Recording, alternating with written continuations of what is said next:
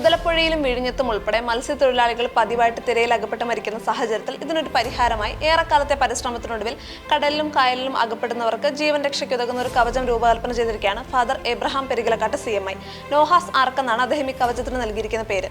Life ബോയ്ക്ക് സമാനമായി ഫൈബറിൽ വൃത്താകൃതിയിൽ 30 centimetre ഉയരത്തിൽ നിർമ്മിച്ച ഈ വളയത്തിൽ ഇരിപ്പിടമുണ്ട്. ഇതിൽ ഇരിക്കുന്ന ആൾക്ക് തിരമാലയുടെ മുകളിൽ സുരക്ഷിതമായി പൊങ്ങിക്കിടക്കാനും സാധിക്കും.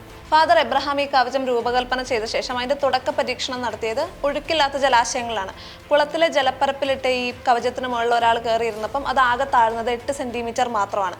നടുവിലെ ഇരിപ്പിടത്തിൽ സുഖപ്രദമായിട്ട് ഇരിക്കാൻ പറ്റുന്നതുകൊണ്ട് തന്നെ കൈകൾ സ്വതന്ത്രമായിട്ട് ചലിപ്പിക്കാനും ആവശ്യമെങ്കിൽ തുഴയാനും സാധിക്കും. രണ്ടാം ഘട്ട പരീക്ഷണം കടൽത്തിരയിലായിരുന്നു. ശക്തമായ തിരയിൽ കൈകൾ വളയത്തിന് മുകളിലൂടെ മുറുക്കി പിടിച്ചാൽ തിരക്കൊപ്പം ഇത് ഒഴുകിപ്പോയിക്കോളും. അതേപോലെ ശരീരഭാഗം 75% വെള്ളത്തിന്റെ അടിയിലായതുകൊണ്ട് തന്നെ മുങ്ങിപ്പോകാതെ തിരക്കൊപ്പം നീങ്ങിക്കോളും. ഈ ഘട്ടത്തിൽ കരയിലേക്ക് GPS സന്ദേശം അയച്ച് സഹായം തേടാനുള്ള സംവിധാനമുണ്ട്.